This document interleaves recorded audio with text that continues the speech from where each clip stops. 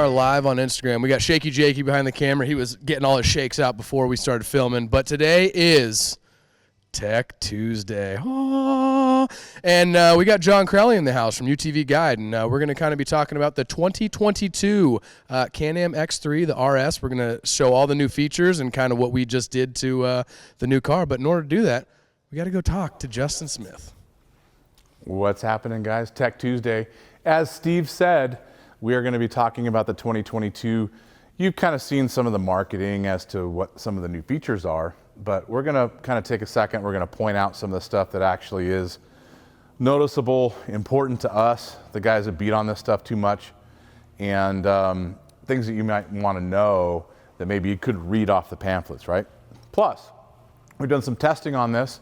Not only are we racing a 2022 in the stock class with Store, but John Crowley's in the house from UTV Guide and brought us over brand new 2022 that he's going to be running all over the United States in different spots, showing you different riding areas. And John and Mitch have been doing some testing on this for the last couple of days. So they're going to give you some opinions on what this thing does awesome and what it doesn't, maybe. And some of the things we decided to choose to throw at this to give you a comparison one way or the other. So to throw this off, or to start this off correctly, John, why don't you come in and kind of let everybody know, because you've got the list memorized in your head, and if you don't, then they're in my phone, which Jake is using right now, and I can't read the list that we put on there. All right. But what are some of the things that the new 2022 has on it that didn't come on previous years? Improvements that Can-Am addressed. All right.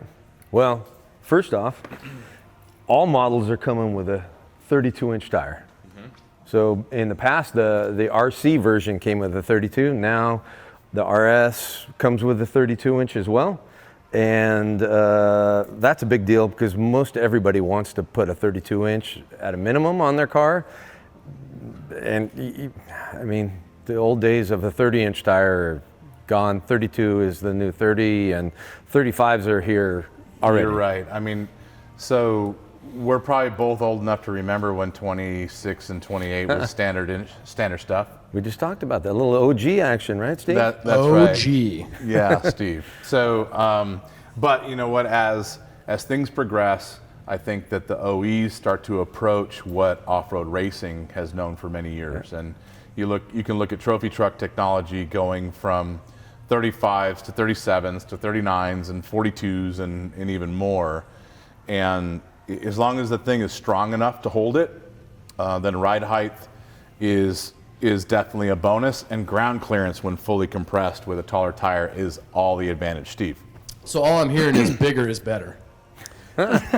Steve, and what do you know about that, sir? A lot. You see this microphone? So taller tire becoming the norm. Are we going to see 35s? I think so. Do you think? Yeah. So that might be a little. Whoa, that was a very quick answer, as in that is coming. That was way John, too quick. Being in the know at Can-Am, are there some secrets you can let us know? I mean, No. come on. I think he actually just let you know something. No. He did. I run 35s everywhere in the rocks, and even in the desert sometimes. All right, so people ask us this question all the time. Can I run 35? Should I not? What's your recommendation? And I'm like 100% out. Now, I want a 35 for the ground clearance. I want a 35 for everything about like the geometry part of it and the functionality of it. But I don't think UTVs are strong enough yet to put up with the rotating mass and all the other issues. Your drivetrain is going to suffer. Let's talk about that. Okay. So you put a 35 on, what happens? Well, your clutch is going to feel it. Your gearing is going to feel it. All all the axle issues, blown belts. I mean, hitting stuff. You got more rotating mass out there. Front diffs, drive lines. I mean, everything. Anything all your that's drivetrain connected to a spinning component. Yeah. With the exception of the trans, because the Can-Am trans is beyond bulletproof. But I mean, anything forward of the trans and outside of the diff is taking a hit. Yeah. I mean, so, hub, ball joint, bearing. Suspension too. What I tell people is dunes, desert, I wouldn't go over a 33. A lightweight 33. Right. Like say like a Tenzer or like a BFG, like a BFG 32 measures almost 33. So there's some 33-inch sand tires coming out now too, so no problem there. But in the rocks, if I'm going to be rock crawling, Rubicon, Sand Hollow, Moab, I'll run a 35 all day long. I would agree with that, and I don't have a problem with it. I would agree with that because you're in low range, slow. You're not in the air. Wham!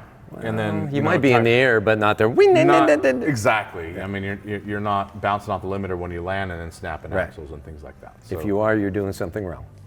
Hey John, I got a question for you. What brand 35 are they going to put on the new Can-Am? That's a secret because I don't know anything about it. Okay, just checking.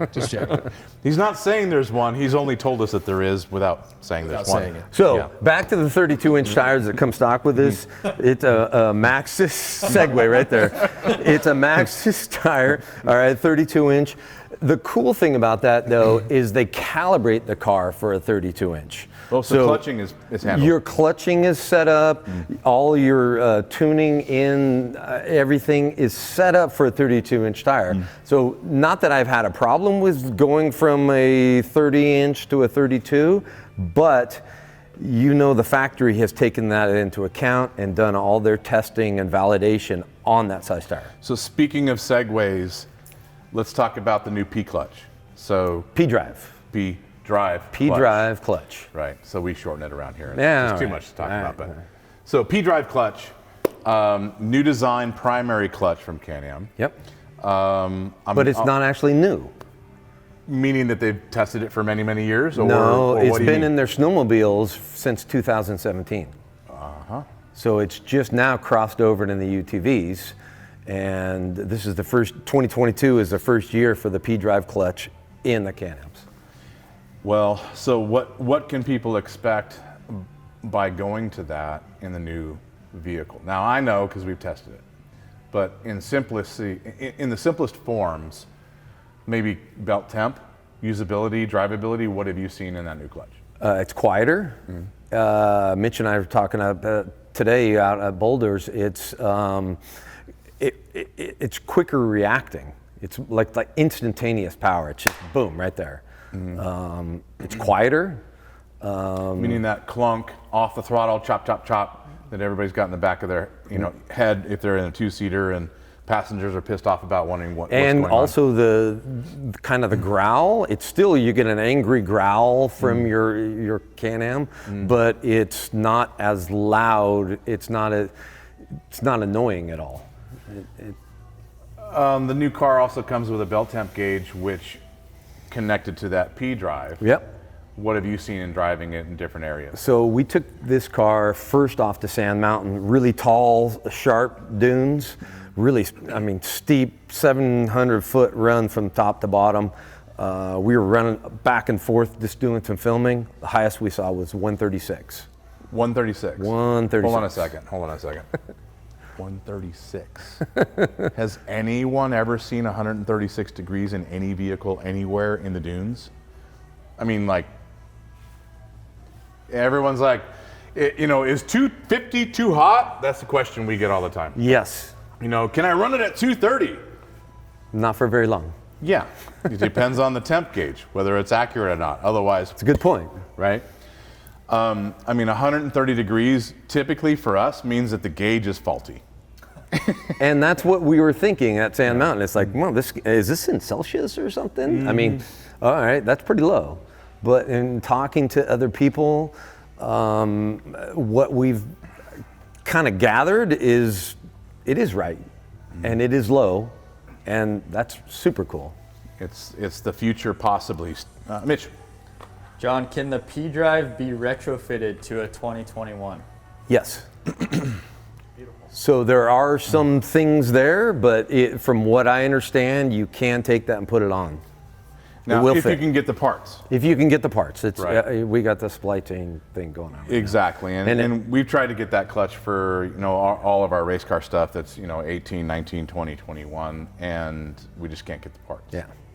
Which, the dealers can't sell new units we're not going to get the spare parts either. Yeah, you're going to make this much off of selling a P-drive clutch and this much off of selling a new car. Where's it going to go? It's math, exactly. Steve, speaking of math. Is the belt temp infrared or ambient? It's a good question. Answer is John. It's a belt temp gauge. He doesn't know. I don't know that. He doesn't know. I don't know that.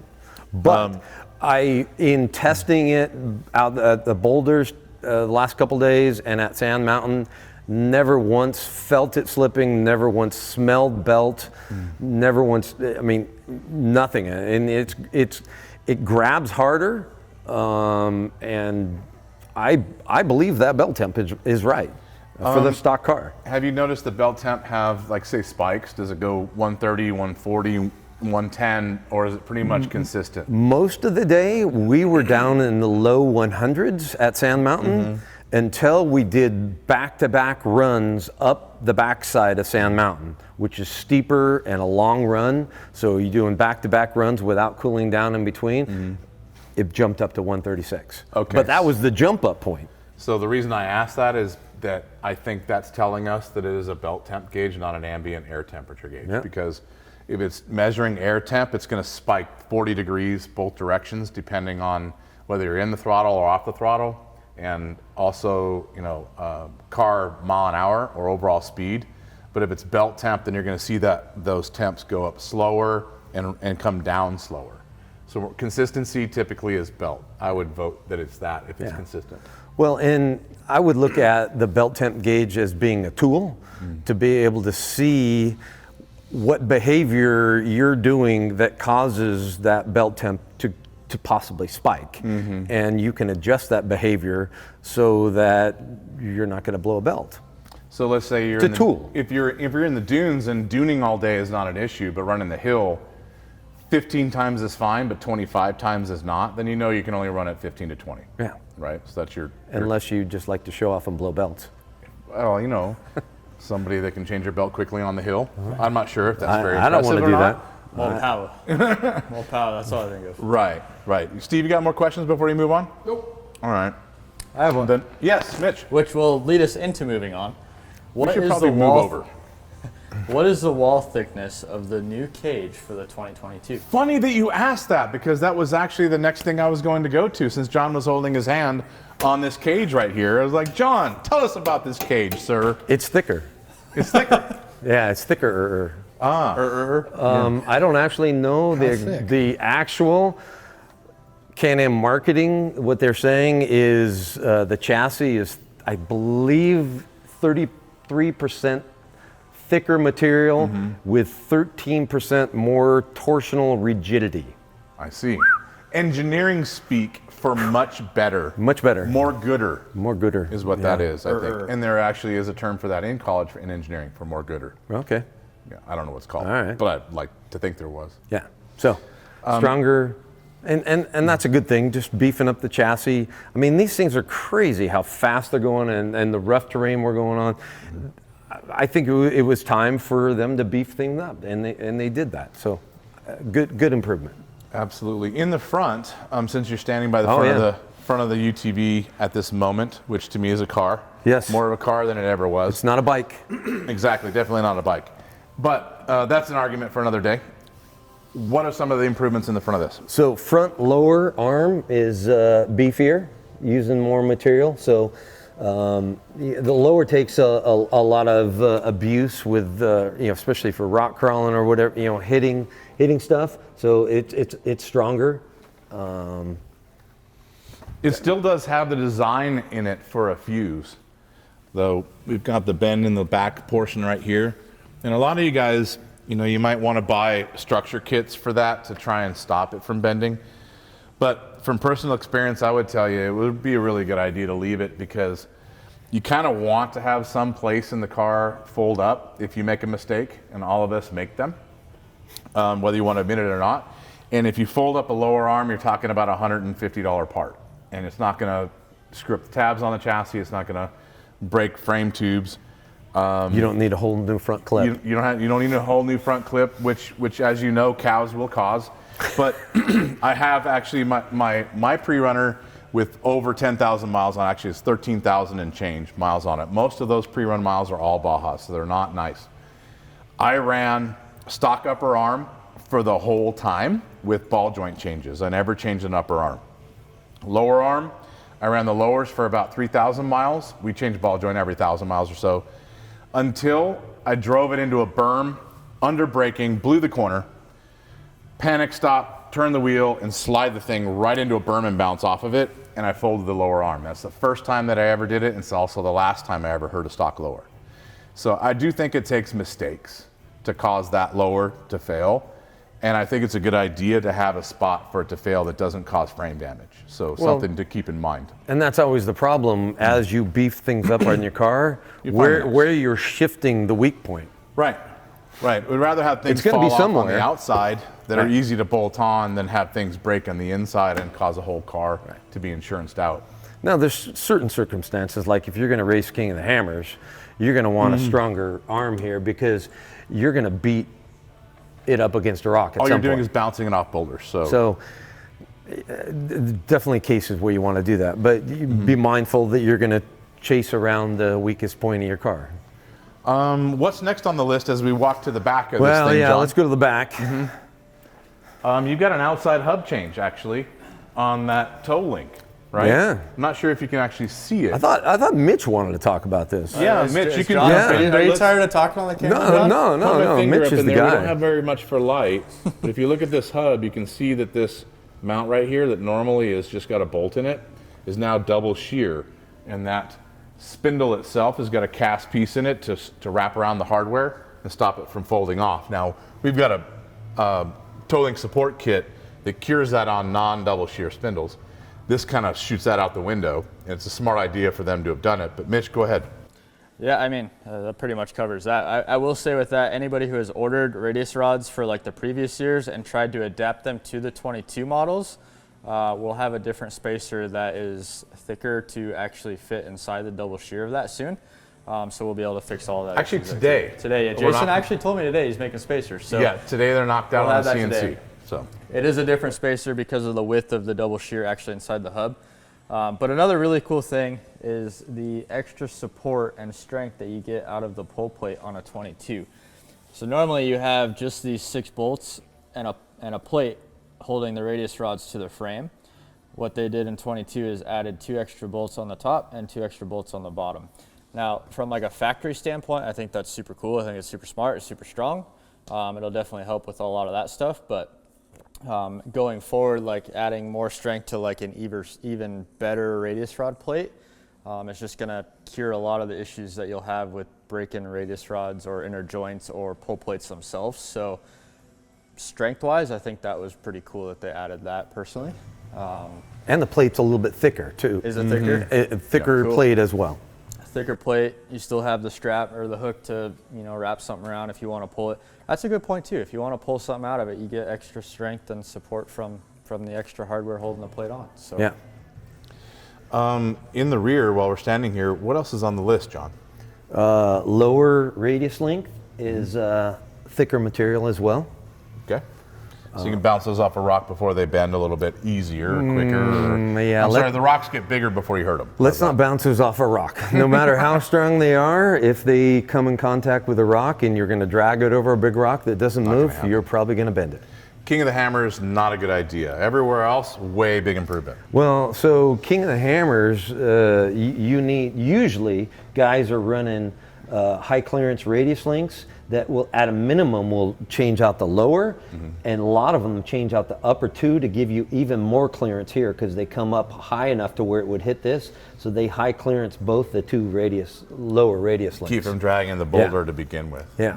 But if you're not crawling boulders, then thicker lower is going to be a huge advantage. Sure, for just desert use, yeah, that's a big deal. I mean, you don't have to replace it as easily. you know how much thicker it is from previous models? It's thicker. Yeah. It's thicker. I mean, Can-Am's not going to tell you how thicker it is, so I don't know. I was just asking for a friend, so. No, I know. I get it. Steve's been very, very, I very had quiet. so know, I do very have quiet, I Steve. do have a question All right. because I didn't notice this on previous models. Does it come with a factory bead lock now for the tire? Well, 'Cause so the rim looked different to me, but I'd never paid attention. yeah, so these are factory wheels and tires. All right. So in the past, on the RC models, they came with a bead lock and a larger tire. But now the XRS does as well. So that's What was a very limited option is more standard now. yeah. Right. Well, just on the RC models. Well, actually, the other one, the XRS came with a bead lock before, but remember tires and wheels, you had different offset wheels front to back, smaller tire in the front than the back. Now it's the same size tire all the way around, same size wheel, one spare fits all. So let me just reiterate on that. The rear wheel is the same offset and size. You can swap that front and rear, or rear to the front, on this new model. So they didn't exchange that for a wider one and a different offset. Look for yourself. Oh, I mean, from here I can see it. I'm just basically asking the question for those who aren't asking the question. Yeah. So finally, I mean, we don't want, I mean, from a sport UTV standpoint, None of us want different wheels. I don't want different wheels and tires. Right. I want the same tire and wheel all the way around. You think that was some engineer just doing the math going, you know what, it's like 1,000,000% better by doing it this way? No, I think a lot of that was history. If you look back at, back the Rhino days, we had different size bighorn tires. Everything was a bighorn back then, right? And it was a smaller bighorn in the front and in the rear. Different wheel in the front and the rear. So a lot of it is history. Mitch's got a question. I do have a question. Red Jerk Racing wants to know, is the trailing arm any stronger than the previous models? As far as I know, the trailing arm is the exact same 21 to 22. Beautiful. I'm not the end all on that, but that is my understanding. I know the gusseting looks the same in the back, like typically where we might support it if you're racing it. Right. Then it looks very similar. But I mean, you look at a lot of race teams, they'll run the stock arms for a few races and then swap them out, as opposed to like running a full boxed aftermarket arm. Well, it's a lot like cheaper to do the stock stuff. Phil over Blurton, and over. Stock arm. multiple time champion, he runs a stock arm with some weld-on gussets on it. So, actually, if you want to look at this car right here, you can see that. So this is a stock arm on our stock class car, and you can see some of the boxing in these depressed areas and also gusseting.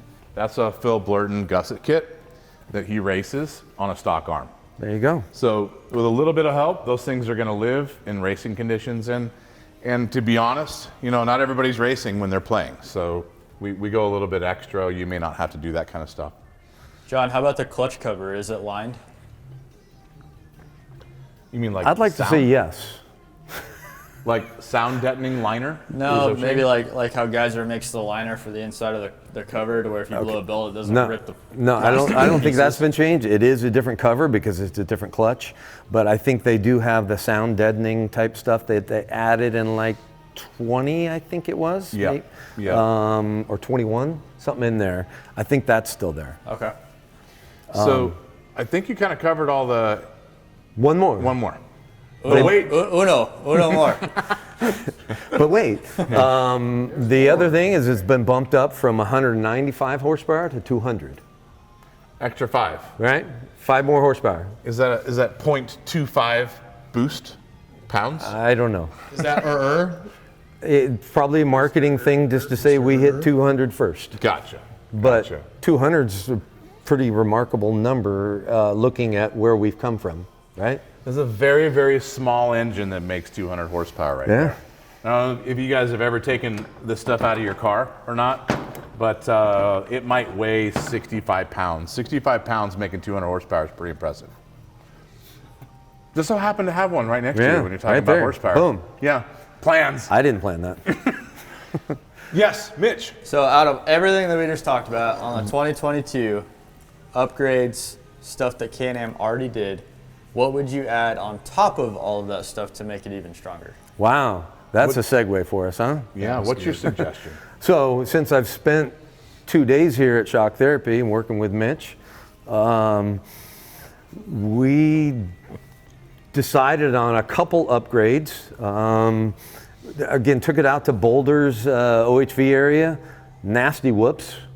Desert, obviously, it's not sand, it's not really rock crawling, but there's some gnarly whoops to go run this thing through. We took it through completely stock, and I was amazed, I mean, just for a stock vehicle, how well it performed. Just bombing through ugly stuff and didn't really care. We all talked about what we would want to do to this, and we came up with kind of a top 3 minimum level upgrade. And so from a shock therapy standpoint, we did 3 things. The first off is the limit strap on the front. So I'm a big rock crawler, and when you go through the suspension travel, and you drop out that lower arm, even just in the desert going over whoops, and when you're dropping out and you hear that loud clunk, that's just the shock bottoming out, and that's the sound it makes. There's nothing wrong with it. I don't like that noise, and a lot of other people don't like that noise. Engineers call it top out. Top out. And we are not engineers, and we call it full extension or extension clunk. Names for all the same, all different names for the same thing. Yeah. But it's not good to the shock. Yeah, as a driver or passenger, I don't like that sound. So we put limit straps on the front. These are fully adjustable, super slick the way they're mounted. I mean, I'm not the shock therapy sales guy here, but I mean, they work excellent. They're adjustable. They're not hitting anything. They mount properly. It's just the right way to have a limit strap on your car. I'm going to interrupt you on that because perfect. you're not the salesman on it, and, I'm not. Neither am I, but I'm going to put on my salesman hat. The reason why you want to have a limit strap system adjustable is because the limit straps will stretch over time. Duh. And if you have just exactly. Thank you. Excellent salesman right here. That's a tagline we should just put. Limit straps are awesome. Duh. So the straps are going to stretch over time, and if you've got a 50-pound wheel and tire versus a 30-pound wheel and tire, they're going to stretch at different rates over different amounts of mileage. And we want to make sure that as that happens, you can adjust it and bring it back up just enough to where it's not extending on the shock shaft and getting you the clunk. Over time, that's something you want to keep up with. And if you try to buy, there's cheaper strap kits out there, but they're just extended off of a bolt on the top and the bottom. And if you can't adjust it, it's pointless. So that's the reason why we do that. Yeah. We spend a lot more money on it to do that because it's important. That's all right here with this adjustable clevis? Yeah, nailed it. Really? Yeah. So you can see the amount of adjustability I have here, and it's loosening 2 nuts, and you can thread that up and tighten that up as necessary. And boom, you're done. Stops extension clunk, which is a pain in the ass to listen to. Yeah. It stops extension clunk, which will ruin the shock eventually. Right. And the heavier the wheel and tire, the bigger the clunk. The higher the ride height, the bigger the clunk. And that brings us to spring stuff. Well, but hold on. I decided the front was most important to me, and I didn't put them on the rears. Yeah. So the front is more noticeable in that clunk. Yeah. So I opted not to add them to the rear. Shock Therapy has them for the rear, and it's not a bad idea. I was just looking at the most important items that I wanted to add to this car, and I just did the front.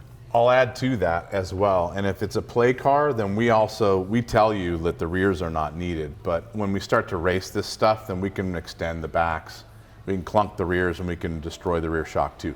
That's in racing. In everyday play car stuff, fronts are a must, rears not so much. But we do them because then you can have matchy front to rear. And that's very important to a lot of people. Steve will tell you, he talks to everybody in the mornings. Yes. Thank you, Steve. You got it. So, ride height, it also makes the clunk worse, and we were looking for a little bit of ride height. Yep. So the second item we did was dual rate spring kit, front and rear. stock car already comes with a dual rate spring setup. So John, tell us why the stock dual rate system wasn't good enough in this application. Or it is good enough, It and is rides good enough. better than previous years, Yeah. but So on the stock setup on the X3s, they've got, on the front at least, it's a lighter top spring over a heavier low spring. And trying to remember, we actually measured it. I think it was 200 over 300 is what we measured. factory's very close. Factory. So what happens is that since that top spring is very light, you're going to blow through it pretty quickly, hit the crossover, and then you're into a harsher, lower spring. Correct me if I'm saying all this wrong. And you're going to feel a ramp up in the seat of the car as you hit that point. It's nice and plush all of a sudden. And then you hit something not that big and you're crossing over, and it's going to be a harsher ride, and you're going to feel that in the seat of your pants, in your back. Kind of a bite. Yes. You know, the plush is gone and the ouch is in. Yeah. So by switching to a shock therapy dual rate spring, a little bit heavier upper, so it's more of a progressive transition through the shock stroke travel, and you're not going to feel that big ramp up in the spring until it does cross over, which won't be as quick as the stock setup. So everything you said is accurate, with the exception of only one thing, and that is the rates that we choose are different on every car according to every driver and the accessories that they've got on there. It may not be just a heavier upper. It might actually be a heavier upper and a lighter lower. Yep. On purpose, just so that the transition is smoother. It might be a heavier upper with a heavier lower, but those rates and how they coincide and work together is very important to the transfer, so you don't have the bite, but at the same time you have that plush factor and ride height. If you can get them all together, that's kind of the holy grail. And it depends on everybody's accessories and driving style what it needs. Well, and I actually know because I went on the Shock Therapy website. If you go to the dual rate spot for an X3 on the website, there's a whole bunch of questions before you can decide, yeah, I want this thing. And they ask you about your driving style, how many people are in the car, how much weight you have in the car, all kinds of stuff. And all that plays a part in choosing the right spring for your style of driving, terrain, and payload.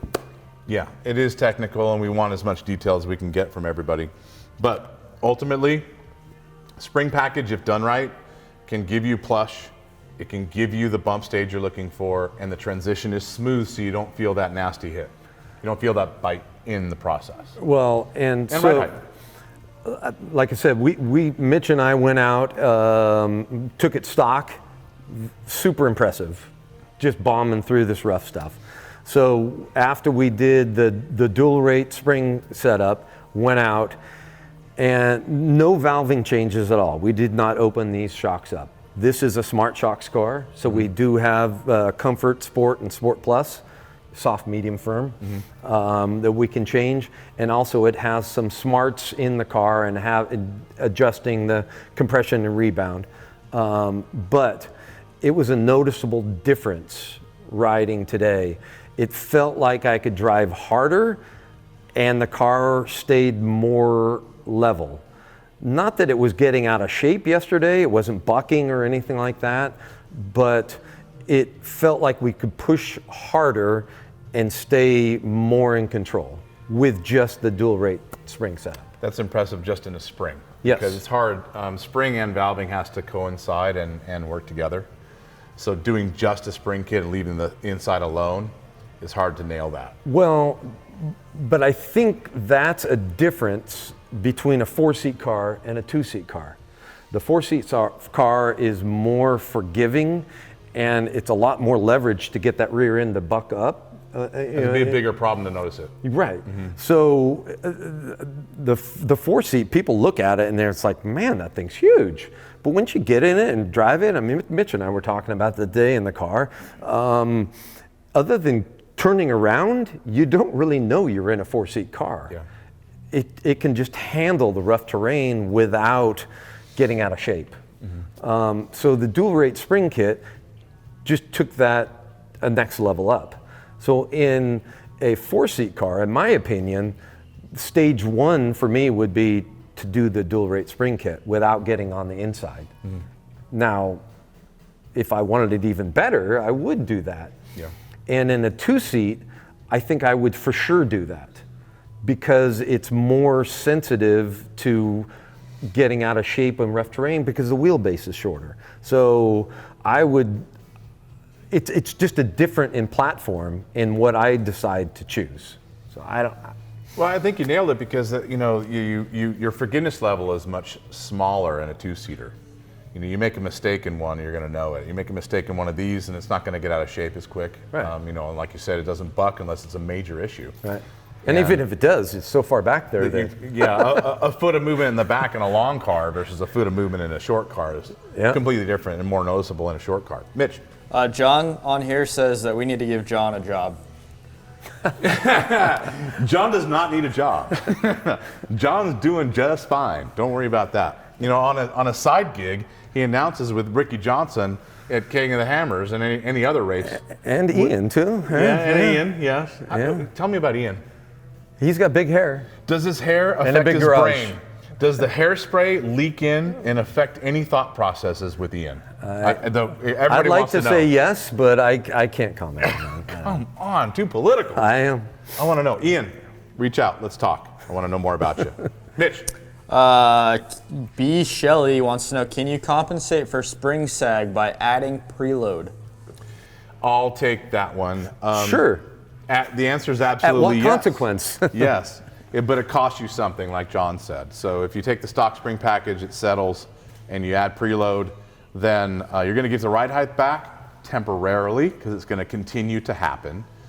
Also, by adding that preload in a system that's settling too much, then it's going to hit the lower spring a little bit earlier. It's going to sit, even though you've added preload, it probably is going to sit closer to the crossover ring, which means you're on a heavy rate right away, which hurts. So you might get the ride height back, but at a sacrifice of stiffer ride, both in driving it and in the chop and chatter at ride height. And it's just going to keep happening. So got to cure it, Mitch. So we did spring kit, we did limit straps. How was driving the car, John? Did you have any feedback in the steering wheel? Did you have any forearm pump? Did you have anything like that? Listen to him teeing that up like a golf shot. Did you grab that as a comment, or are you no, just that was straight from the top.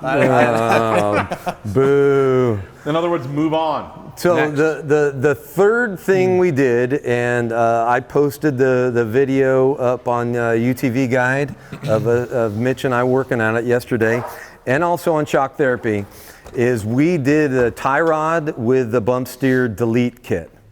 And if you want to see that full transition, I would suggest going to either one of our social medias and checking that out.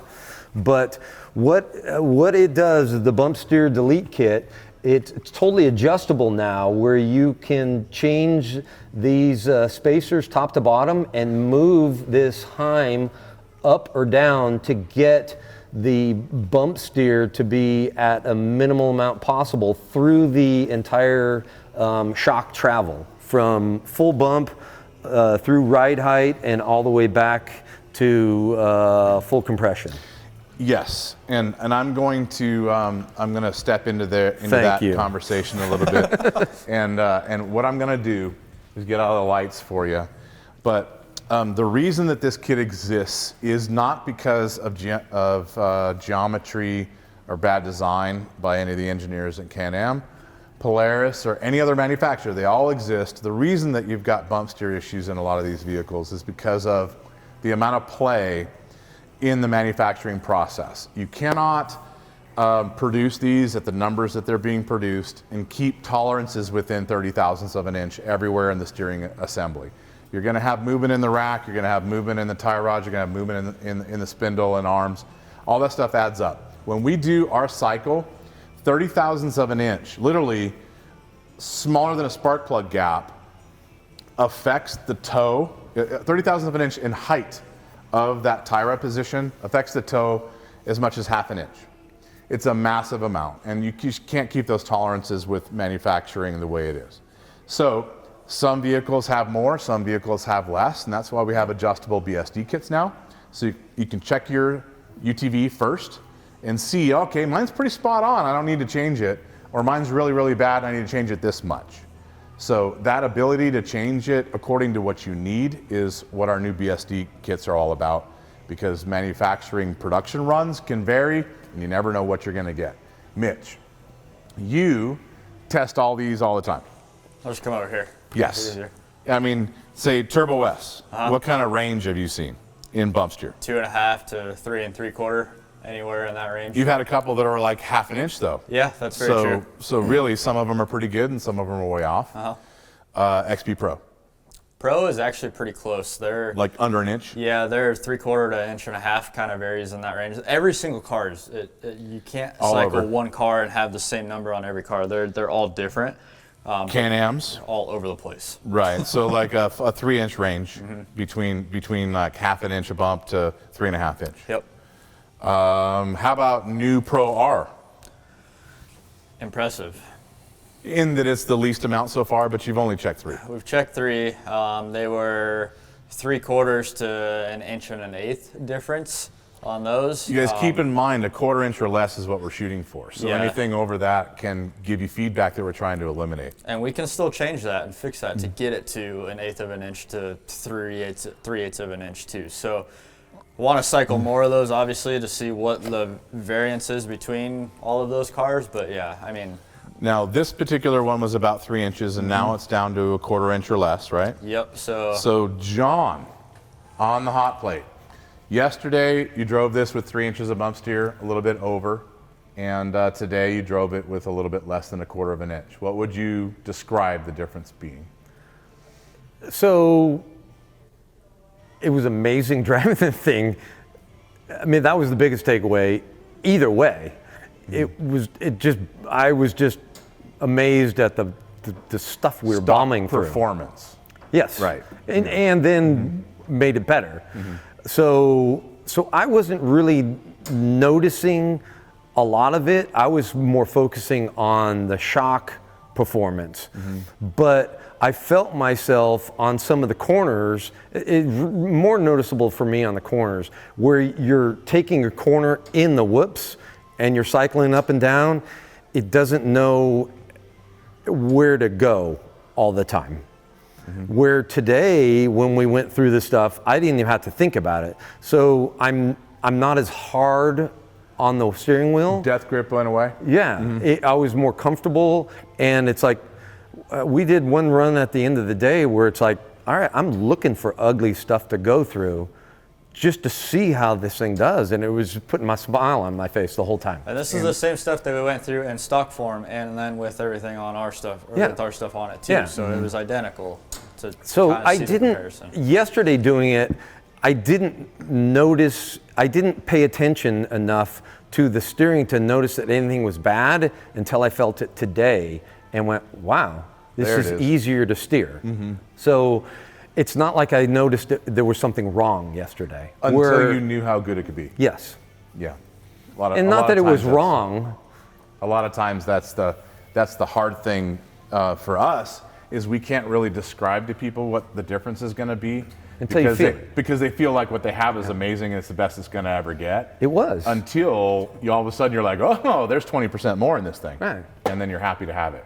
Yeah, and it's more comfortable, more more confident while you're driving it. What do you think is in store for this vehicle, besides multiple trips across the United States in different areas that you're going to document? What would be next on your list of accessories? And not necessarily ours, I mean just for anybody who's watching. Well, so this vehicle came here completely stock, other than I had installed rugged radios, intercom, and radio. So we did the 3 things here. Tomorrow we're heading to TMW, putting doors and cage on it. Thursday heading to Wolf Designs, putting a wrap on Wrap it? Isn't it Yep. Woof Design? Woof. Woof. Woof Designs. All I know is they do beautiful work. So whatever they want to call it, whatever you want to call it. Whether it's 2 O's or no L's. Yeah. And Either then next week we're putting HCR suspension on it. Awesome. And then, PRP seats, and then Some comfort, seat belts. and seat heaters. For Utah, Moab, high altitude. I try to blame that when I'm talking to PRP on my wife, that it's the way to get her to go on rides with me. But They know the difference. They know the truth. I like a heated seat as well. So. Steve.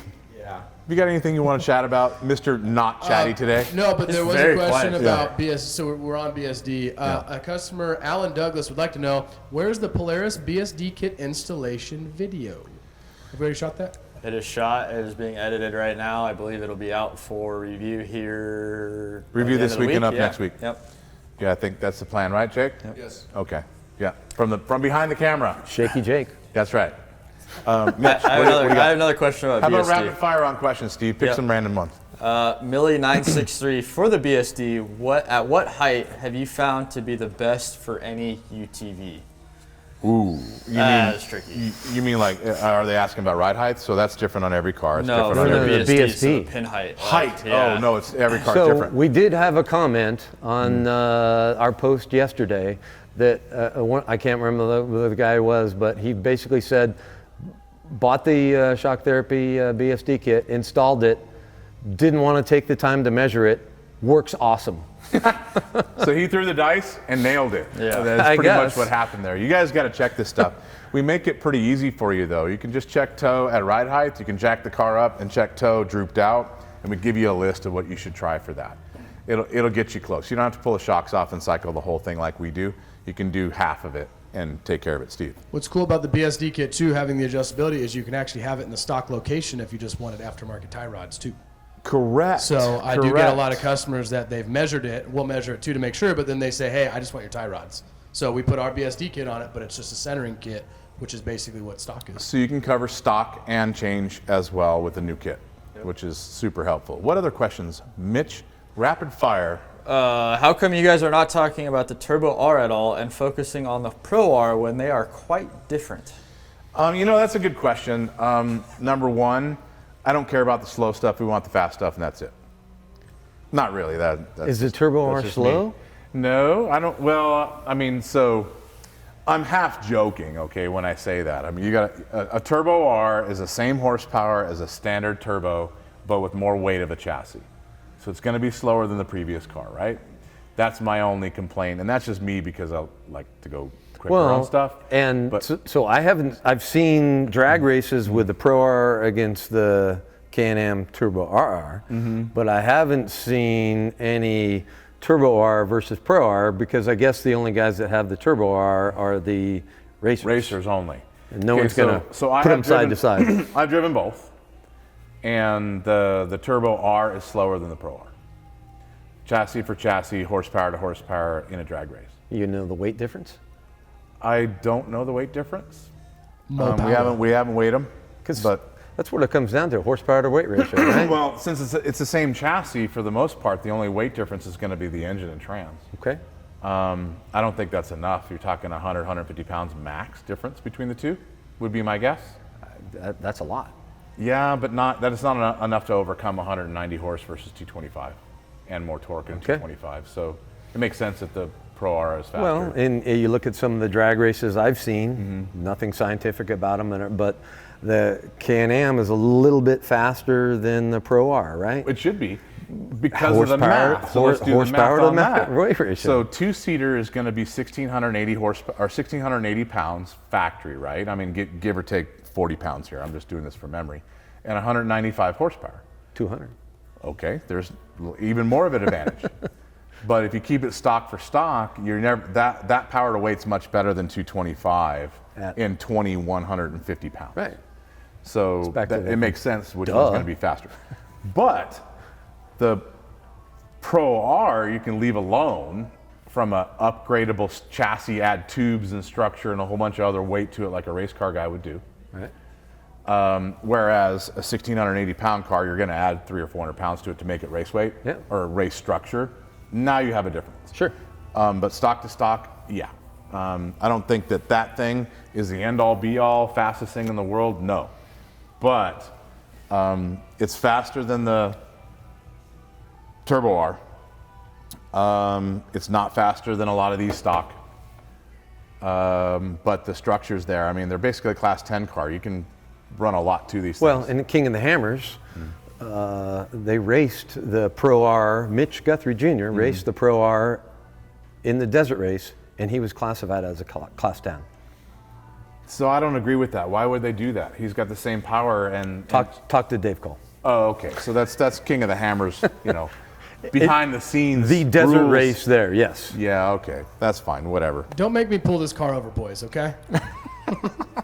The only question I have, there's no real questions. Okay. Can a 2021 be upgraded to feel as good? I know the P drive won't fit, but aftermarket. So Well, that no, was we a just said the very P open-ended drive. question. The but P drive yes, will fit it will as long as you got an outer cover, a clutch cover to fit that P drive on a 21. And then there's no difference geometrically between the 21 and 22 on a smart shock and geometry standpoint. It's mostly structural improvements on a 22. So to what he's saying, can one ride like the other one? Absolutely. Yeah, no issue with that. Yes, Mitch. JR wants to know, does shock therapy ever need a driver for any race or location? Do you understand that the list of people that want that job is quite long? You have to get in line on that one. I've never been asked. I'm taking it personally, too. I do have a personal question from myself to you, John. No, Mitch, you smell really good today. Thank you. Okay. The front end, I noticed in the That wasn't your question? No. Sorry. Previous models, everybody did the front end gusset kit on these cars. Did they do anything to the front end as far as arm to frame mounting to make it stronger? As far as I understand, other than the chassis thickness, they haven't. This isn't dual shear up here. I still think the people that think they need a gusset kit are going to want a gusset kit on this one. I don't think there are any changes other than the thickness of the material. Is that the same, like from the arm to the frame versus the bulkhead? Yes. Same. As I've been told, there's manufacturers that can take and add improvements that they don't necessarily want to tell everybody. So until someone cuts into something and really dissects it, we might not ever know. But as far as I understand, yeah. I'm going to add to what you said because of the stock class car that we did.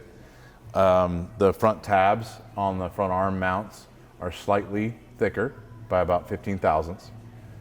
It's not just powder coat. Second, the hole diameter that used to be too big and have a wallowing out issue, if wallowing out is an actual word, I'm not sure. Wallowing? Wallow, pigs in mud. Anyway, the hole is a tighter clearance, so the bolt doesn't rattle around on the new car. And that we've seen that. So that's it's probably the issue that we've ever addressed in the past, trying to knock that movement down. Well, and I wonder if that thousandth change you're talking about on the tab turns back around to be the same amount for the tubing. It would make sense because, you know, the tabs were like 70 thou to 95, and that's about a 30% change. So yeah, it makes sense. Yeah, could be. Your description was perfect. Everywhere in the car, not just tubing. Any more questions, you guys? If not, I want to warn you guys, and I mean warn you, that we do have a video coming out on YouTube in the next, say, 3 or 4 days, Jake, maybe, of the before and after of this car, stock form in Whoops, Rocks, and every other place that you guys put it yesterday morning. And then the same exact car, same everybody doing the same exact terrain with all the accessories on this thing, so you can see before and after. That'll be up on YouTube, so watch that and let us know what you think. Like, Steve, comment, subscribe, and yes. Oh yeah, how's that work? All and, of it. And the bell. And Hit the bell to be notified anytime that we post a new video. Yeah, subscribe. There it is. Steve? Are smart shocks worth it? That's a question. I know. What do you think, Steve? My honest opinion? Yes. Well, I'm going to get a lot of hate for this one. I don't think they're not worth it, but I would prefer to go with a DSC style shock and then add either IQS or I'm not a big fan of the Smart Shocks only because of all the unplugging that we have to do and then the calibrations that have to be done on the shocks themselves. So I would say, yes, it's worth it, but I wouldn't go with a Smart Shock car. How about that? Because of the pain in the ass factor from working on it is your decision. Working on them as often as we do, it is a pain in the butt. I think from an actual technical level, it is a very, very cool shock. But I would not get one personally because there's just... Mitch, what's your opinion? I agree 100%. Really? I mean, I disagree. Yeah. So I only say that because we've dealt with people who have had these cars, brought them in with either a light on, and then we do the work, they go back, they go ride it, it defaults to the stiffest setting on it, they have issues with it. It's just a setup. Then they turn it in and they bring it to the dealer to get it calibrated, and it's just this whole nightmare of things that happen. Versus having a car that is basically the same, that you might even be able to get more performance out of doing a DSC or an IQS for the same thing with no headache. So I disagree, and the reason I disagree is because I don't have to work on them all day. These guys actually have to work on them all day. Okay, that's fair. I was gonna say, I can't wait to hear where this is going to go. If I don't have to work on them and deal with any of those issues with calibrations and warning lights, and once that stuff's gone, I would much rather have a Smart Shock car. The performance is better, the adjustability is better. If you can add IQS to that, then you're talking about 3 to 4 times the adjustment and performance. The future is in electronics. Just get on board the train because it's happening whether you like it or not. I think it's worth doing. You were going to say something, one more thing, Steve? Well, what I was going to say is Savino has a 4-seat Smart Shock car with IQS that Mitch and I tested in the dunes. I've yet to test it in the desert, but that car is bitching. But it didn't have any issues when we unplugged it. It already had all the calibration updates, and sometimes it has to be, they just have to bring it back and it has to get calibrated, but it's just an extra step that has to be taken to where it's just more of a pain in the butt. So back to our 3 opinions. I think if you work on them and have to deal with that stuff, then you guys are tainted a little bit. Not working on them on a day-to-day. I just hear kind of wah, wah, wah. Yeah, then, okay, how about John? The rest of us don't have to work on them. So John, you don't have to work on them. What's your opinion? The biggest thing I like about Smart Shocks is the ability to change from Comfort Sport to Sport Plus. So that's the same as IQS. The fancy stuff on it aren't as important to me, but I love the soft, medium, firm. On the fly. And yeah, you notice you bottomed out one time. Click, yeah, but it does make some adjustments, like in certain circumstances. Like if you're hard cornering, I might remove the front sway bar for rock crawling, but I still might go fast. Well, these shocks are going to help make up for that body sway by stiffening the outer shock automatically. Yeah. So there are some cool features in that, but again, the main thing that I like the most is the soft, medium, firm. So since we couldn't get any really secret stuff out of John, which pretty much every single time we talk to John, he's like, I don't know. I like my job. Lying about everything and not giving anything cool. I will tell you that the future holds amazing things when it comes to shocks. And I don't mean from a Can-Am Smart Shock standpoint. I mean from a shock guy future technology standpoint. Awesome stuff is coming, and you guys are going to like it a lot. Super exciting. Question, Steve. So we did have a couple questions of this previously, but I did not entertain them. But this question is from John Strickland. He said, hurry up and set up shop in Charlotte so I can drop my Pro R off and let y'all do some work on it. So, it's not a laughing matter, sir. We will be there soon.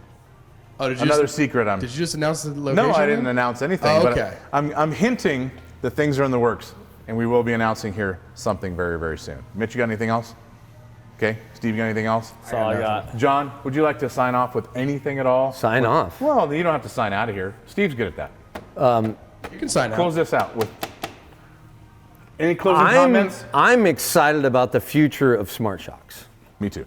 Me too. There's really, really cool stuff coming. I mean, where we've gotten so far with what Polaris and Can-Am have done is just the tip of the iceberg. Yeah. And it's going to get to some really cool shit. Can I say that? Absolutely. All right. I'll second that. Really, really cool shit. Yeah. It's on its way. Steve, speaking of cool shit, send us out of here. If you guys would like to see a lot of cool shit, follow John at UTV Guide on Instagram. Or if you want to buy anything from us, please visit www.shocktherapyusa.com or call the shop at 623-217-4959.